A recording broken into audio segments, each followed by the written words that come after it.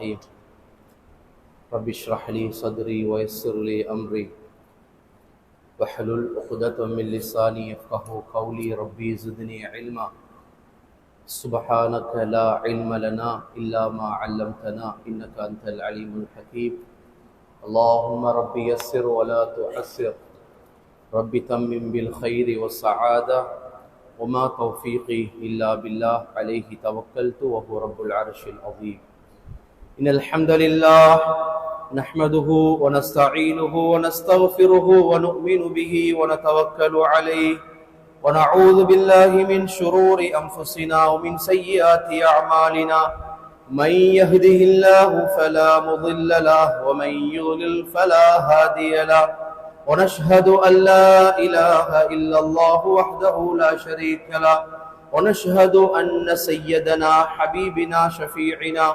مولانا محمد المرتضى صلى الله عليه وسلم أما بعد فقد قال الله تعالى في القرآن العظيم أعوذ بالله من الشيطان الرجيم بسم الله الرحمن الرحيم إن الذين يرمون المحصنات الغافلات المؤمنات لعنوا في الدنيا والآخرة ولهم عذاب عظيم صدق الله العلي العظيم وقال رسولنا حبيبنا شفيعنا وقائدنا وأسوتنا سيدنا مولانا محمد رسول الله صلى الله عليه وسلم المسلم من سلم المسلمون من لسانه ويده صدق رسوله الكريم அளவில்லா கருணையும் நிகரில்லாத கிருபையும் கொண்ட ரப்புல் ஆலமீனை போற்றி புகழ்ந்து துதிபாடியவனாக அவன் தூதர் எங்கள் உயிருக்கு உயிரான, உயிரை விடவும் மேலான, உயிரை விடவும் உன்னதமான எங்கள் கண்மணி ஹபீபு ரசூலை அக்ரம் ஸல்லல்லாஹு அலைஹி வஸல்லம் அவர்களின் மீதிலும், பாக்கியமான பரிசுத்தமான அவர்களுடைய குடும்பத்தினர்கள் அவர்களின் வாழ்க்கை வழிச்சுவடுகளை எல்லாம் அணுவும் தவறாது பிசகுதல்கள் இன்றி பின்பற்றி நடந்த உத்தம சஹாபாக்கள், தோழர்கள், தாபிஊன்கள், தபஅ தாபிஈன்கள், உன்னதமான முஜ்தஹிதான இமாம்கள், மஷாயிஹ்மார்கள், இறைநேச செல்வர்கள், மூமினான முஸ்லிமான ஆண்கள், பெண்கள் நம் அனைவரின் மீதிலும் அல்லாஹுவின் அன்பும் அருளும் கிருபையும் கருணையும் ராஹத்தும் ரஹ்மத்தும் என்றென்றும் நின்று நிறைவாக விஷாலமாக நிலவட்டுமாக என்ற துஆ பிரார்த்தனையோடு ஜும்ஆவினுடைய கடமையை நிறைவேற்றுவதற்காக நேர காலத்தோடு பள்ளி வாயிலுக்கு சமூகம் அளித்திருக்கக்கூடிய அல்லாஹுவின் நல்லடியார்களே, அருமை நிறைந்த இஸ்லாமிய உம்மத்துமார்களே, எல்லா செயற்பாடுகளிலும் எல்லா நிலைமைகளிலும் நேரங்களிலும் படைத்தவனை பயந்து அஞ்சி தக்வாவையும் இறை அச்சத்தையும் இறை விசுவாசத்தையும் இறை காதலையும் உங்களுடைய வாழ்க்கையில் அடியோடு பின்பற்றி கொள்ளுங்கள். அதில் வெற்றி இருக்கின்றது, அதில் மகிமை இருக்கின்றது என்பதை இறை அச்சத்தை கொண்டு உங்களுக்கு வசியத்து செய்தவனாக அவன் எவைகளையெல்லாம் எமது வாழ்க்கையில் எடுத்து நடக்கும்படி கூறியிருக்கின்றானோ அவைகளை எடுத்து நடந்தும், எவைகளின் பால் நெருங்காதீர்கள் இணைக்காதீர்கள் என்று விளக்கி இருக்கின்றானோ அப்படியான பாவமான செயற்பாடுகளில் இருந்து விலகி தவிர்ந்து ஒழுகி வாழும்படி முதலில் எனக்கும் என் குடும்பத்தினருக்கும், அடுத்ததாக உங்களுக்கும் உங்கள் குடும்பத்தினருக்கும் வசியத்து செய்தவனாக வாழும் காலமெல்லாம் எம் பாவங்கள், தவறுகள், குற்றம், குறைகள் அத்தனையையும் மன்னித்து மறைத்து அருள் புரிவானாக. நாம் செய்த எல்லா இபாதாக்களையும் வணக்க வழிபாடுகளையும் ரப்புல் ஆலமீன் கபூல் செய்தருள்வானாக. எவைகளையெல்லாம் பேசுகின்றோமோ அவைகளை எம் வாழ்க்கையில் எடுத்து நடப்பதற்கு அல்லாஹு தஆலா பாக்கியம் செய்வானாக. பயங்கரமான நோய் நொம்பலங்கள், கஷ்டங்கள், ஆபாத்துகள், கண்ணூறுகள், வானம் பூமியினுடைய அஸாபுகள், வேதனைகளை விட்டு ரப்புல் ஆலமீன் எம்மையும் எம் பெற்றோர்களையும் எம் குடும்ப உறவுகளையும் எம் துஆவுக்காக வேண்டிக் கொண்ட அத்தனை மக்களையும் பாதுகாத்து அருள் புரிவானாக. குறிப்பாக மருத்துவமனை செலவீனங்களை விட்டு அல்லாஹ் எம் எல்லோரையும் பாதுகாப்பானாக. புற்றுநோய், கிட்னி வியாதி போன்ற பயங்கரமான நோய் நொம்பலங்களில் சிக்குண்டு விடாமல் ரப்புல் ஆலமீன் எம் எல்லோரையும் பாதுகாப்பானாக. இறுதி நிமிடம் வரையிலும் ஆஃபியத்தோடு ஆரோக்கியத்தோடு வாழ்ந்து அவனால் பொருந்திக் கொள்ளப்பட்ட நிலையில் மௌத்தாக கூடிய பாக்கியத்தை ரப்புல் ஆலமீன் எமக்கும் எம்மை சார்ந்தோருக்கும் துஆவுக்காக யாரெல்லாம் ஆமீன் சொல்லுகின்றார்களோ அத்தனை மக்களுக்கும் கொடுத்தருள்வானாக. பிஹக்கி சையதினா மௌலானா முஹம்மதின் ஸல்லல்லாஹு அலைஹி வஸல்லம். அருமையான பாக்கியமான அல்லாஹ்வுடைய நல்லடியார்களே, அருமை நிறைந்த இஸ்லாமிய உம்மத்துமார்களே, பெரிதொரு குத்பா பிரசங்கத்தின் வழியாக வாயிலாக உங்கள் எல்லோரையும் சந்திப்பதை இட்டு அல்ஹம்துலில்லாஹ் மிக்க மகிழ்ச்சி அடைகின்றோம். பெருமக்களே, நாம் சுமந்திருக்கக்கூடிய இந்த இஸ்லாமிய மார்க்கம் அனைத்து சித்தாந்தங்களையும் வாழ்வியல் தத்துவங்களையும் ஒழுக்க விழுமியங்களையும் உன்னதமான கலாச்சாரங்களையும் அடிச்சுவடோடு பின்பற்றக்கூடிய மார்க்கம் தான் நாம் சுமந்திருக்கக்கூடிய இஸ்லாமிய மார்க்கமாகும்.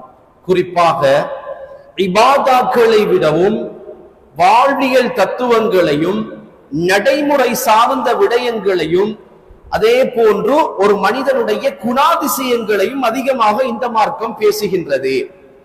இபாதத்துக்கு முன்னுரிமை கொடுக்கிறத விடவும் ஒரு மனிதனுடைய பிஹேவியர்ஸ் பத்தி அதிகமாக குர்ஆனும் ஹதீஸும் எங்களுக்கு சொல்லி காட்டுகின்றது. அருமையான பெருமக்களே, ஒரு இஸ்லாமிய இந்த உலகத்துல எப்படி வாழணும், ஒரு இஸ்லாமியனுடைய பண்பாடு, ஒரு இஸ்லாமியனுடைய நாகரீகம், ஒரு இஸ்லாமியன் தன்னுடைய வாழ்க்கையிலே கொண்டிருக்கக்கூடிய அந்த குணாதிசயங்கள் எப்படி அமைய வேண்டும் என்கின்ற ஒரு வழிமுறையை, கட்டமைப்பை இந்த இஸ்லாம் அழகான முறையில் மிக தெளிவாக சொல்லி காட்டுகின்றது. இந்த வகையில ஒரு இஸ்லாமியன் தன்னுடைய குணங்களை மிகச் சரியான முறையிலே இந்த உலகத்திலே மாற்றி அமைக்கும் பொழுது அவன் இரு உலகத்திலும் மிக உன்னதமான ஒரு நிலைக்கு போகின்றான் என்கின்றதை பெருமக்கள் எங்களுக்கு சொல்லி காட்டுவார்கள். ஒரு முஸ்லிமின் மூலமாக, ஒரு மூமினின் மூலமாக அடுத்தவன் நோவினைப்பட்டுவிடக் கூடாது. காருணிய குணத்தோடு நடக்க வேண்டும், பண்பாடோடு நடக்க வேண்டும், அடுத்த மக்களுடைய உணர்வுகளை மதித்து நடக்க வேண்டும். யாருக்கும் என் மூலமாக ஒரு கஷ்டம் வந்துவிடக் கூடாது. நான் ஒரு இஸ்லாமியன், நான் ஒரு ஈமான் கொண்டவன், நான் ஹபீபை பின்பற்றக்கூடியவன், நான் ரசூலுடைய ஒரு உம்மத்தாக இருக்கின்றேன் என்று சொன்னா குர்ஆனும் ஹதீஸும் எங்களுக்கு சொல்லுது என்ன தெரியுமா பெருமக்களே?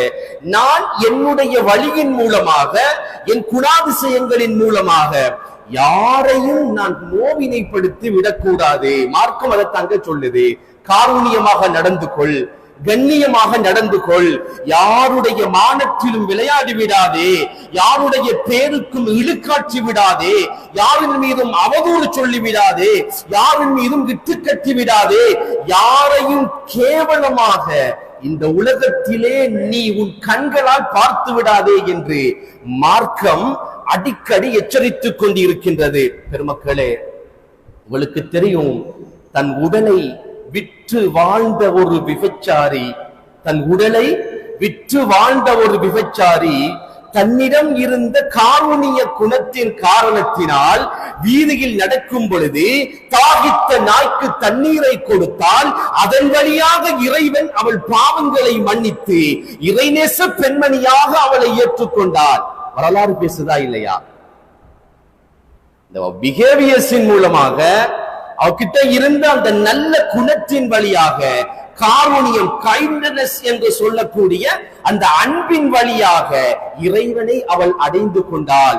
இறைநேச பெண்மணியாக வாழ்ந்த ஒரு பெண்தான். இறைவனுடைய இபாதத்களிலே தன் வாழ்க்கையை கழித்துக் கொண்டு வாழ்ந்த ஒரு பெண்தான். தன் வீட்டில் வளர்த்த ஒரு பூனைக்கு அதனுடைய உரிமைகளை கொடுக்காமல் அதை கட்டி வைத்து, அதை அடித்து, அதை துன்புறுத்தி, அதற்கு கஷ்டங்களை கொடுத்து நோவினை செய்ததினால், தன் காரூணிய குணத்தை அவள் இழந்ததினால் இறைவன் அவளை ஏறெடுத்தும் பார்க்காமல் அல்லாஹ் தஆலா அவளுடைய பேரை துச்சமாக மாற்றினான் என்று நம்ம ஹதீஸ்கள்ல பார்க்கலாம், சம்பவங்கள்ல பார்க்கலாம். அருமையான ஸ்ரீதேவிகளே, இதிலிருந்து நம்ம படிக்கக்கூடிய விஷயம் என்ன தெரியுமா? ஒவ்வொரு மனிதருடைய வாழ்க்கையிலும் அவன் கொண்டிருக்கக்கூடிய குணங்கள் ரொம்ப பிரதானமானது.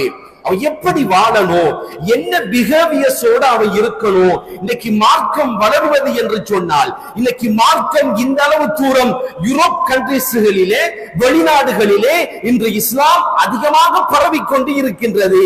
இன்று இருக்கக்கூடிய எத்தனையோ யூத ஃபாதிர்கள், இன்று ஃபாதிரிமார்கள், டாக்டர்ஸ்கள், படித்தவர்கள் என்று, பாமரர்கள் என்று பாகுபாடு இல்லாமல் அதிகமானவர்கள் இன்னைக்கு இஸ்லாத்திற்குள் உள்வாங்கப்படுகின்றார்கள் என்று சொன்னா ஒரே ஒரு காரணம் பெருமக்களே, மனிதர்களிடத்தில், இஸ்லாமியர்களிடத்தில் இருக்கக்கூடிய நல்ல குணம் என்று இன்று மார்க்கம் எங்களுக்கு சொல்லி காட்டுகின்றது.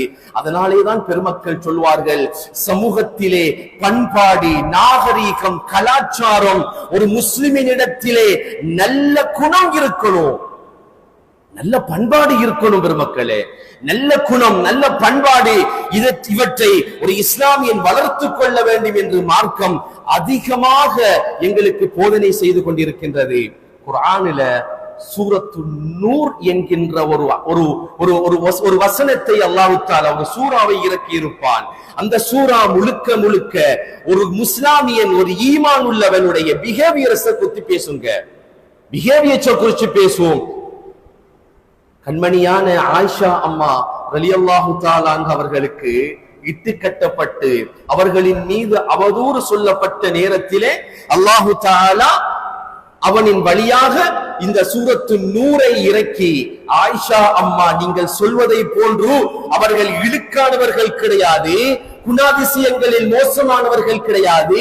ஆயிஷா ரலியல்லாஹு தஆலா அன்ஹா என் ஹபீபினுடைய அருமையான மனைவி, அவர்கள் அப்பழுக்கற்ற பரிசுத்தமானவர்கள் என்பதை உலகத்திலே நிறுவிய சூரா தான் சூரத்து நூர். இன்னைக்கு நம்ம பிள்ளைங்களுக்கு இந்த சூரத்து நூரை படிச்சு கொடுக்கணும். ஸ்ரீதேவிகளே, நம்ம பிள்ளைங்களுக்கு படிச்சு கொடுக்கணும். அதுல ஆதரவுகள் அல்லாஹ் சொல்றான், அதுல ஒழுக்கங்கள் அல்லாஹ் சொல்றான், ஒரு இஸ்லாமியன் நடந்து கொள்ள வேண்டிய முறை எப்படி என்கிறது அல்லாஹ் தஆலா அந்த சூரத்தின் வழியாக அதிகமாக படித்து தருகின்றான். பெருமக்களே, இன்னைக்கு நம்ம சமூகத்துல இருக்கக்கூடிய ரொம்ப மோசமான துர்க்குணங்கள் ஒன்று என்னன்னா, அடுத்த மக்களின் மீது அவதூறு கூறுவது, அவதூறு பேசுறது, இட்டு கட்டுறது, ஒருத்தன் செய்யாத ஒன்றை செய்ததாக சொல்வது, கண்டால் காணாத ஒன்றை கண்டதாக சொல்வது, எங்கோ சொன்னது, யாரோ சொன்னது, எங்கோ கேட்டது, எங்கோ ஒரு இடத்திலே வலைத்தளங்களில் உருவாகியதை அவன் வாயிலே எடுத்து அடுத்த மக்களினுடைய மானத்திலே விளையாடுவதிலே இன்னைக்கு நம்ம இஸ்லாமியர்கள் எந்த அளவு தூரம் கிங்கா இருக்கிறாங்க தெரியுமா? இன்னைக்கு அடுத்தவனுடைய மானத்திலே, மரியாதையிலே விளையாடுவதிலே இன்று எங்களுடைய சமுதாயம் எவ்வளவு கேவலமாக மாறி இருக்கின்றது என்பதனை நான் சொல்லித்தான் நீங்க தெரியணும் என்பது கிடையாது. பெருமக்களே, ஹஜ்ஜத்துல் விதாவிலே எங்கள் கண்மணி நாயகம் ஸல்லல்லாஹு அலைஹி வஸல்லம் 1,24,000 சஹாபாக்களுக்கு முன்னாலே இருந்து பெருமானார் உரையாற்றுவார்கள். உரையாற்றும் பொழுது சஹாபாக்களை பார்த்து சொல்வார்கள், இந்த மாதம் கண்ணியமானது, இந்த நாள் கண்ணியமானது, இங்கு இருக்கக்கூடிய மக்கா முக்கர்ரமா கண்ணியமானது, கண்ணியமானதா இல்லையா? சஹாபாக்களை பார்த்து கேட்கிறாங்க ஸல்லல்லாஹு அலைஹி வஸல்லம். சஹாபாக்கள் சொல்றாங்க, யா ரசூலல்லாஹ், கண்ணியமானது யா ரசூலல்லாஹ், நீங்க கண்ணியமானவங்க, இந்த நாள் கண்ணியமானது, இந்த ஊரு கண்ணியமானது, இந்த மாசம் கண்ணியமானது, இந்த மக்கா முக்கர்ரமா கண்ணியமானது யா ரசூலல்லாஹ் என்று சஹாபாக்கள் சொன்ன நேரத்திலே தான் பெருமானார் கண்மணியான ஸல்லல்லாஹு அலைஹி வஸல்லம் சஹாபாக்களை பார்த்து சொல்வார்கள், என்ன தெரியுமா? இவைகளை விடவும் ஒரு முஃமினுடைய மானம் பெரியது. ஒரு மூமினுடைய மானம் பெருசி, காபாவை விடவும் பெரியது ஒரு மூமினுடைய மானம். அதனாலதான் இந்த ஹதீஸை கொண்டு வருவாங்க, கல்புல் முஃமினி அர்ஷுல்லாஹ், ஒரு மூமினுடைய உள்ளம் இறைவன் இருக்கக்கூடிய இல்லம் என்றார்கள் ஸல்லல்லாஹு அலைஹி வஸல்லம். அந்த மூமினுடைய உள்ளத்தை நீங்க உடைச்சா, அந்த மூமினுடைய கண்களில கண்ணீரை நீங்க வர வச்சா, அவருடைய மானத்திலே விளையாடினால், அவன் மரியாதையிலே விளையாடினால், அவனை சந்தோஷத்தை இழக்க செய்தால், இந்த உலகம் அல்ல பெருமக்களே, நல்ல மறுமையை நம்ம நல்லா இருக்க முடியாது. மூசா அலைஹிஸ்ஸலாம் அல்லாஹ் கிட்ட கேட்டாங்களாம், சஅல மூசா ரப்பஹு ஐன அஜிதுக, யா அல்லாஹ், உன்னை எங்க காணுவேன் யா அல்லாஹ், நீ எங்க இருப்பாய், நீ எங்க இருப்பாய், உன்னை எங்கு பெற்றுக்கொள்வேன் என்று மூசா அலைஹிஸ்ஸலாம் அல்லாஹ் கிட்ட கேட்ட நேரத்துல தான் ரப்பு சொன்னானா ஃபஅஜாபஹு அல்லாஹு அஸ்ஸ வஜல். அல்லாஹ் தஆலா மூசா அலைஹிஸ்ஸலாத்துக்கு பதில் கொடுத்தான், அன இந்தல் முன்கஸிரத்தி குலூபிஹிம், உடைஞ்சி போன உள்ளத்துல நான் இருப்பேன் மூசா. தன்னுடைய பக்கம் நியாயம் இருந்தது, ஊர் ஒதுக்கியது, சமுதாயம் ஒதுக்கியது, நண்பர்கள் ஒதுக்கினார்கள், குடும்பங்கள் ஒதுக்கினார்கள், பக்கத்தில் இருந்தவன் கூட தன்னை மதிக்கவில்லை, பக்கத்தில் இருந்தவன் கூட தன்னை நம்பவில்லை. யாரோ சொன்ன ஒரு விடயத்தை கேட்டு, எங்கோ கேள்விப்பட்ட ஒரு விடயத்தை கேட்டு அவனை எல்லோரும் போக்கஸ் பண்ணிய நேரத்தில் அவன் கண்கள் கலங்கியது, அவன் உள்ளம் உடைந்தது. இறைவா இறைவா, இது எனக்கு யாரும் கதியில்லை ரப்பே, எல்லோரும் என்ன ஒதுக்குறாங்க ரப்பே, எல்லோரும் என்ன ஒதுக்குறாங்க ரப்பே என்று சொல்லி அழுத கண்ணீரும் கம்பளையுமாக என்னிடத்திலே வந்து ஒரு சொட்டு கண்ணீரோடு நிற்பானே, அவன் உள்ளத்தில் நான் இருப்பேன் என்ற அல்லாஹ் தஆலா. சுப்ஹானல்லாஹ், அங்க நான் இருப்பேன். அதனாலதான் கண்மணியான ஸல்லல்லாஹு அலைஹி வஸல்லம் சொன்னாங்க, இத்தகி தஅவத்தல் மظلوم வலவ் கான காஃபிரா. காஃபிரா இருந்தா கூட அநியாயம் செஞ்சுட்டு நீங்க ஓடிட முடியாது. அவன் கைய ஏந்திட்டான்னு சொன்னா அரசுடைய கதவுகள் திறக்கப்படும். 7 தலைமுறையும் நல்லா வாழ முடியாது பெருமக்களே, அல்லாஹ் பாதுகாக்கணும். இன்னைக்கு நிறைய பேரு அடுத்தவனுடைய மானத்தில் விளையாடி சொத்தை சேர்த்தவர்கள் அதிகம், அடுத்தவர்களை ஏமாற்றி சொத்தை சேர்த்தவர்கள் அதிகம். அடுத்தவர்கள் அது உலமாக்கள் என்று பார்க்காமல், ஹாஃபில்கள் என்று பார்க்காமல், பெரியவர்கள் என்று பார்க்காமல், நல்லவர்கள் என்று பார்க்காமல், எல்லோருக்கும் வாய்க்கு வந்தபடி அவர்களுடைய குறைகளை எல்லாம் உலகத்தில் பகிரங்கப்படுத்தி இன்னைக்கு மரியாதையை, மானத்தை, கௌரவத்தை சேர்த்தவங்க மௌத்தாகிறதுக்கு முன்னால அல்லாஹ் நிறைய பேரை புடிச்சிட்டான் பெருமக்களே, நிறைய பேரை புடிச்சிட்டான். அல்லாஹ் பாதுகாக்கணும். இது லேசான ஒண்ணு அல்ல, இது லேசான ஒண்ணு அல்ல. அடுத்தவருடைய மானத்தில விளையாடுறது, அவன் மானத்தை போக்காட்டுறது, அவருடைய பேருக்கு அசிங்கத்தை, அருவருப்பை இந்த உலகத்திலே கொடுக்கிறது என்கிறது அல்லாஹ் ரசூலின் பார்வையில் அது பிரம்மாண்டமான மிகப்பெரிய பாவம் என்று அல்லாஹ் சொல்றாங்க. கண்மணியான ஸல்லல்லாஹு அலைஹி வஸல்லம் சொன்னாங்க, என்ன தெரியுமா, ஒருவனின் மீது இட்டுக்கட்டி அவதூறு பேசுகின்றான் என்று சொன்னால் செய்யாத ஒன்றை செய்ததாக சொல்கின்றாரு, இல்ல காணாத ஒன்றை கண்டதாக சொல்றாரு, யாரோ ஒருத்தர் சொன்னதை இவரை கிரியேட் பண்ணி இப்படித்தான் நடந்திருக்கும்னு சொல்றாருன்னு சொன்னால் பெருமானார் ஸல்லல்லாஹு அலைஹி வஸல்லம் சொன்னார்கள், 7 பெரும் பாவங்களில் அவதூறு கூறுவதும் ஒன்று. இணை வைக்கிறது பெரும்பாவம், பெற்றோர்களுக்கு நோவினை செய்வது பெரும்பாவம், கொலை செய்வது பெரும்பாவம், ஜினா செய்வது பெரும்பாவம், வட்டி எடுப்பது, வட்டி கொடுப்பது பெரும்பாவம், அளவை நிறுவைகளிலே மோசடி செய்வது பெரும்பாவம். 7ஆவதாக சொன்னார்கள் ஸல்லல்லாஹு அலைஹி வஸல்லம், மானமுள்ள மதிப்பு மிக்க ஒரு பெண்ணின் மீதோ ஒரு ஆணின் மீதோ அவன் செய்யாத, அவன் சொல்லாத ஒரு விஷயத்தை சொன்னதாக சொல்லி இட்டு கட்டினால் அது பெரும் பாவம் என்றார்கள் ஸல்லல்லாஹு அலைஹி வஸல்லம். இந்த பாவங்களை எல்லாம் நம்ம மௌத்தாகிறதுக்கு முன்னால கழுவிக்கணும் பெருமக்களே. இதெல்லாம் லேசானது கிடையாதுங்க. நம்ம நினைச்சுக்க கூடாது அடுத்தவனுடைய மானத்தில விளையாடிட்டு அடுத்தவரை மானபங்கப்படுத்திட்டு நான் நல்லா தானே இருக்கிறேன், ஆமா உன் பார்வைக்கு நல்லதாக இருப்பதாக தோன்றும், மௌத்துக்கு முன்னாலே அல்லாஹ் அவரை பிடிப்பான்.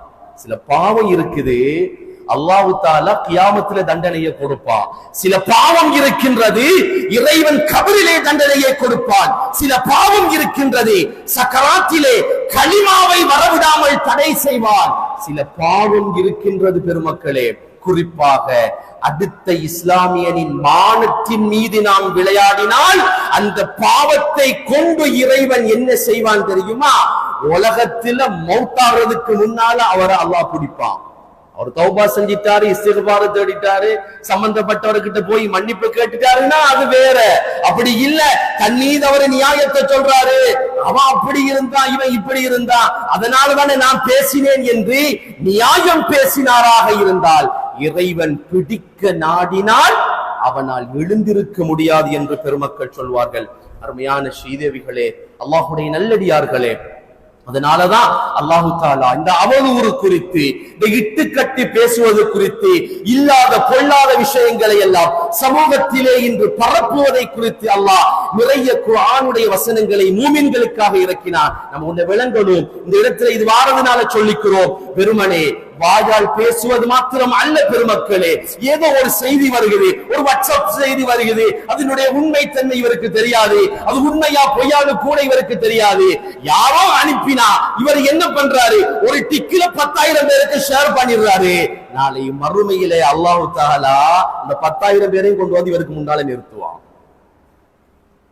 யார் யாருக்கெல்லாம் இவர் அனுப்பினாரோ, யார் யாரெல்லாம் அந்த மெசேஜை பார்த்து யார் யாரெல்லாம் அதை ஃபாலோ பண்ணினானோ எல்லோரையும் அல்லாஹ் தஆலா அந்த இடத்துல கொண்டு வந்து நிப்பாட்டி, இப்ப அவர் போய் சொல்ல முடியாது, யா அல்லாஹ் எனக்கு ஃபோர்ட் மெசேஜ் வந்துச்சு, நான் ஃபோர்ட் பண்ணினேன், இல்லை, அப்படி சொல்ல முடியாது. அவன் அதை தீர விசாரிக்க வேண்டும், தெளிவாக இருக்க வேண்டும் என்று மார்க்கம் சொல்லுகின்றது பெருமக்களே.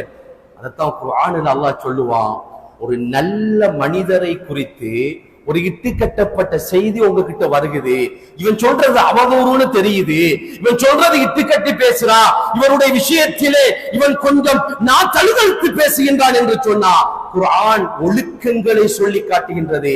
முதலாவது நீ என்ன செய்யணும், குர்ஆன் சொல்லுதுங்க, முதலாவது நீ என்ன செய்யணும், அல்லாஹ் சொல்லுகின்றான், லௌலா இது சமிஅத்துமூஹு வன்னல் முஃமினூன வல் முஃமினாத் பிஅன்ஃபுஸிஹிம் கைரா. சூரத்து நூரை புரட்டி பாருங்கள் பெருமக்களே, அல்லாஹ் தஆலா இந்த ஒழுக்கங்களை எல்லாம் சொல்லி தருவாங்க. என்ன சொல்றான் தெரியுமா, ஒரு நல்ல மனிதரை குறித்த ஒரு அவதூறு, ஒரு இட்டுக்கட்டு உங்க காதுக்கு வருகுதுன்னா முதலாவது நீங்க எப்படி நினைக்கணும் தெரியுமா, பிஅன்ஃபுஸிஹிம் கைரா, நல்ல மனுஷரு அப்படி நினை, நல்ல மனுஷரு அப்படி நினை.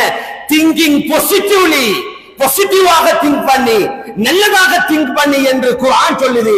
அவனை பத்தி தப்பா நினைக்காத, அவனை பத்தி மோசமா நினைக்காத, அவரை குறித்து இல்ல இவன் சொல்றது ஒருவேளை பொய்யா இருக்கும், அவர் நல்லவர் என்று நீங்கள் நினைத்தால் அதுல இருந்து நீங்க தப்பிடுவீங்க. குர்ஆன் சொல்லுதுங்க இந்த ஒழுக்கத்தை, குர்ஆன் சொல்லுது இந்த ஒழுக்கத்தை. அவரு நல்லவரு நீங்க சொல்லிட்டீங்கன்னா, நீங்க நினைச்சிட்டீங்கன்னா நீங்கள் அதிலிருந்து தப்பி விடலாம். இதுக்கு மாத்தமா ஒரு விஷயத்தை ஒருத்தரை கொண்டு வர நேரம் எண்ணெயில் எரிகின்ற நெருப்பில பெட்ரோலை ஊத்துறத போல, ஓ அவரா, அவரை பத்தி நீ சொல்றதுக்கு முன்னால என்கிட்ட நிறைய இருக்குது என்று இவரும் கூட சேர்ந்து பேசினாராக இருந்தால் பெருமக்களே, எல்லாவற்றிற்கும் நாம நிறைய ஜவாபு சொல்ல வேண்டி வரும். அல்லாஹ் பாதுகாக்கணும்.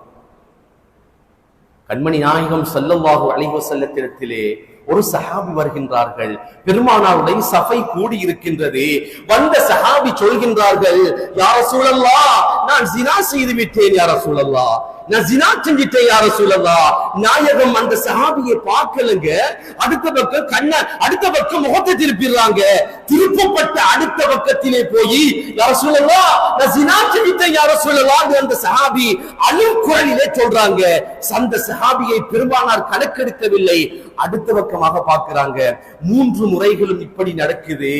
4வது தடவை சஹாபாக்களை பார்த்து பெருமானார் ஸல்லல்லாஹு அலைஹி வஸல்லம் கேட்கிறாங்க, அபிஹி ஜுனூனு, அபிஹி ஜுனூனு, என்ன பைத்தியத்துல உளறாரா இவரு, புத்தி பேதலிச்சு போய் உளறாரா, புத்தி இல்லாம உளறாரா, கொஞ்சம் பாருங்கன்னு சொல்றாங்க. சஹாபாக்கள் சொல்கின்றார்கள், யா ரசூலல்லாஹ் அவர் ஒன்றும் புத்தி சுவாதீனமான நிலையில் கூறவில்லை நாயகமே, நல்ல நிலையில கூறுறாரு, ஜினா செஞ்சிட்டேன்னு அவர் சொல்றாரு, யா ரசூலல்லாஹ். அபிஹி ஹம்ரு, அப்ப ட்ரிங்க் பண்ணிட்டு பேசுறாரான்னு கொஞ்சம் பாருங்கன்னு கேட்கிறாங்க. சுப்ஹானல்லாஹ், சுப்ஹானல்லாஹ். எப்படி கேக்குறாங்க, அப்ப ட்ரிங்க் பண்ணிட்டு பேசுறாரா, குடிச்சிட்டு பேசுறாரான்னு கொஞ்சம் பாருங்க. சஹாபாக்கள் சொல்றாங்க, யா ரசூலல்லாஹ் குடிச்சிட்டும் பேசல, யா ரசூலல்லாஹ் குடிச்சிட்டும் பேசல, புத்தி சுவாதீனமாகியும் பேசல என்ற பொழுதுதான் அந்த சஹாபிக்கான ஹத்து நிறைவேற்றப்படுகின்றது. கட்டி வைத்து கல்லறிந்து அவர்கள் ஷஹீதாக கொல்லப்படுகின்றார்கள். இந்த நேரத்திலே அவருக்கு எரியப்பட்ட ஒரு கல் அவருடைய நெற்றியில் பட்ட பொழுது அங்கிருந்து ஒரு இரத்த துளி ஒரு சஹாபியுடைய ஆடையிலே பட்ட நேரத்திலே தான் அந்த சஹாபி சொன்னாங்களா, சீ நதீசான ரத்தம் பட்டிருச்சேன்னு அந்த கையை துறக்கிற நேரத்தில கண்மணி நாயகம் ஸல்லல்லாஹு அலைஹி வஸல்லம் அந்த சஹாபியினுடைய முகத்தை பார்த்து முகம் சிவந்த நிலையிலே சொன்னார்களாம், என் அருமையான தோழரே, இவருடைய தௌபாவை இங்கு இருக்கக்கூடிய மதீனத்து வாசிகள் முழுவருக்கும் பங்கிட்டு கொடுத்தா, எல்லாரோட பாவத்தை அல்லாஹ் மன்னிச்சிடுவான். சுப்ஹானல்லாஹ். அவரை பத்தி கேவலமா பேசுறீங்களா? அவர் செஞ்ச தௌபா எப்படியானது தெரியுமா? அவருடைய தௌபாவை மதீனத்து வாசிகளுக்கு பங்கிட்டு கொடுத்தால் எல்லோருடைய தவறுகளையும் எல்லாம் மன்னிப்பார் என்று சொன்னா, பெருமக்களே, இந்த சம்பவத்தில இந்த ஹதீஸ்ல நம்ம என்ன புரிஞ்சுக்கிறோம் தெரியுமா? பாவம் செஞ்சவரு, நான் தான் யார சொல்லலாம் பாவம் செஞ்சேன், எனக்கு தண்டனையை தாங்கன்னு வந்து நிக்கிறாங்க.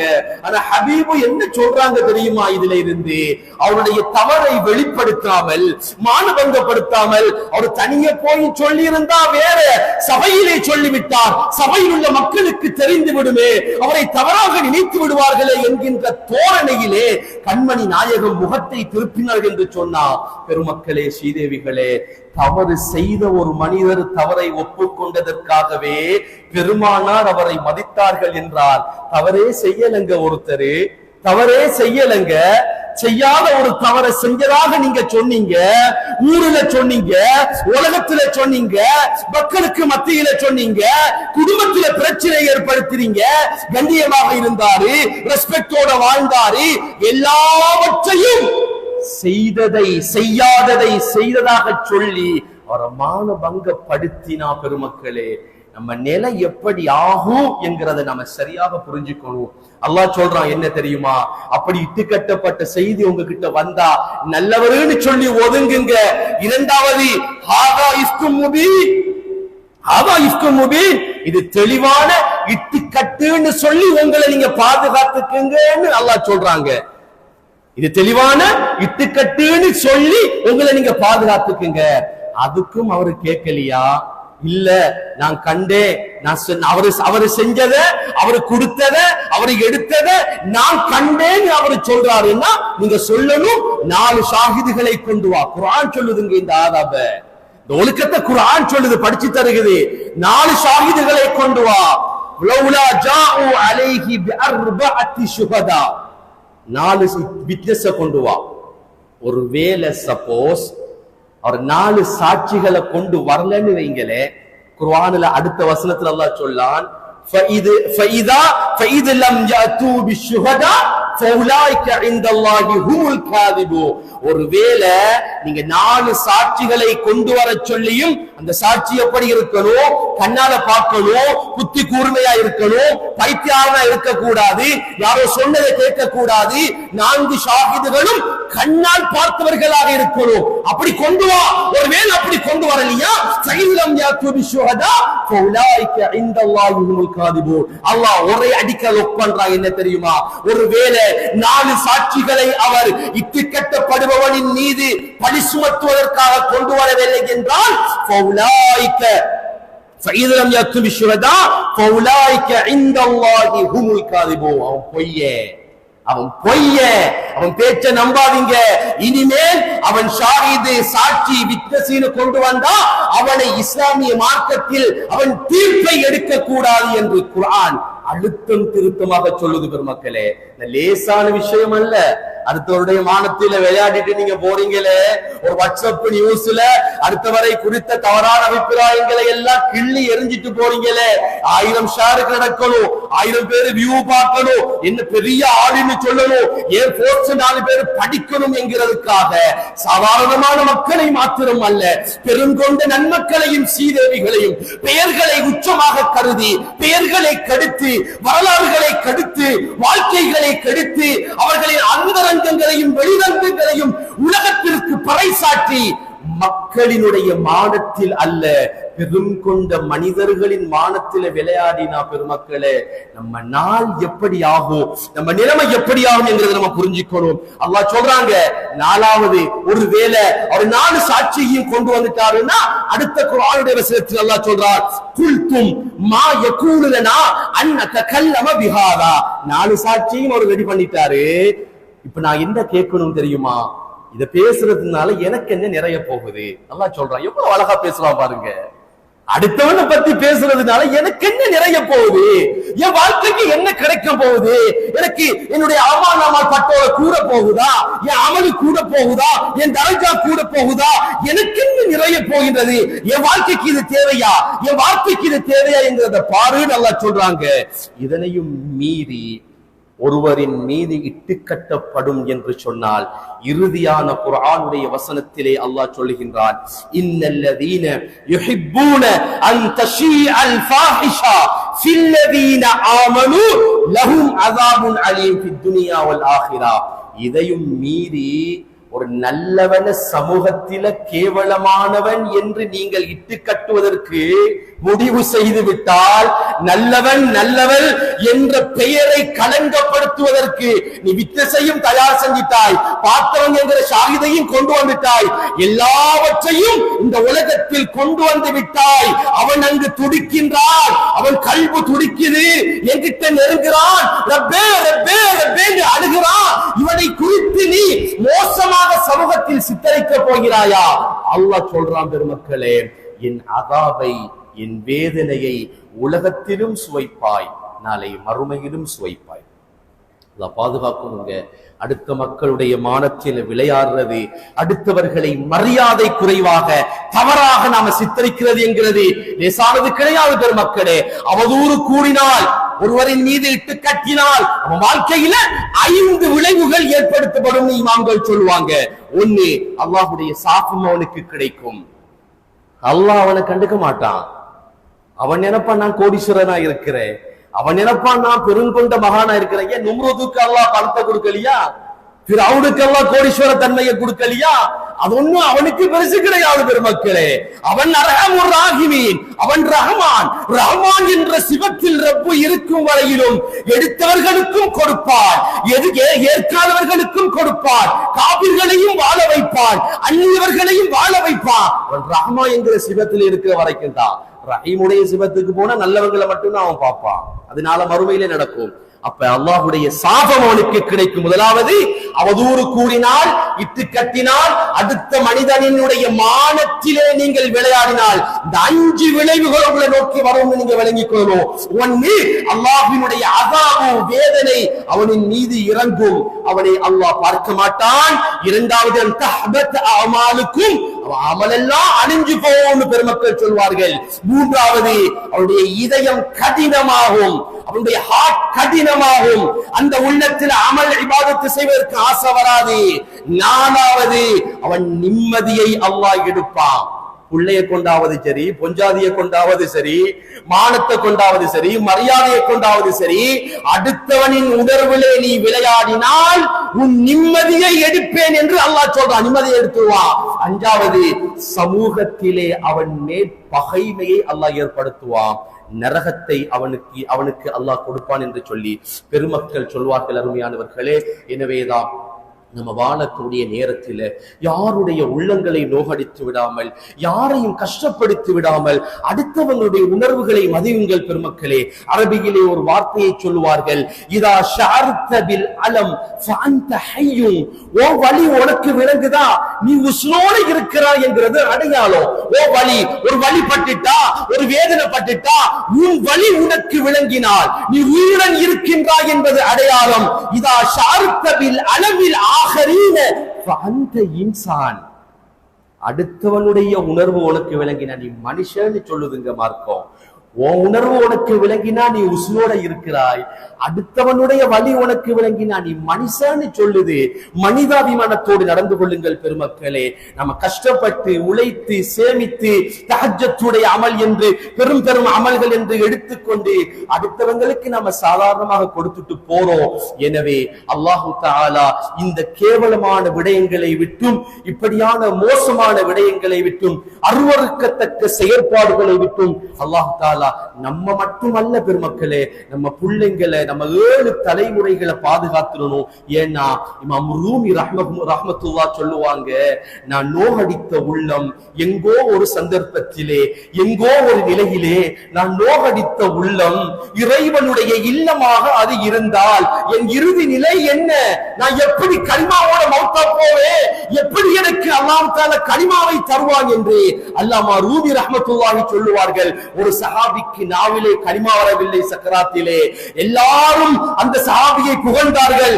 பெருமானார் அவருக்கு கலிமாவை சொல்லிக் கொடுத்தார்கள், சஹாபாக்கள் சொல்லிக் கொடுத்தார்கள். ஆனால் அவருடைய நாவிலே கலிமா வரவில்லை. நாயகம் கேட்டார்கள், இந்த சஹாபியை பத்தி என்கிட்ட சொல்லுங்க, சீக்கிரத்தை சொல்லுங்க. எல்லா சஹாபாக்களும் சர்டிபிகேட் கொடுத்தாங்க. பெருமக்களே, நல்ல சஹாபி யா ரசூலல்லாஹ், நல்லவர் யா ரசூலல்லாஹ், யாருக்கும் அநியாயம் இழைக்கல யா ரசூலல்லாஹ். இல்லை, ஏதோ ஒரு பிரச்சனை எங்க உள்ளத்துல முட்டுது, ஏன் இவருக்கு வாயில நாவுல கலிமா வரல, கூப்பிடுங்க உம்மாவை, கூப்பிடுங்க உம்மாவை.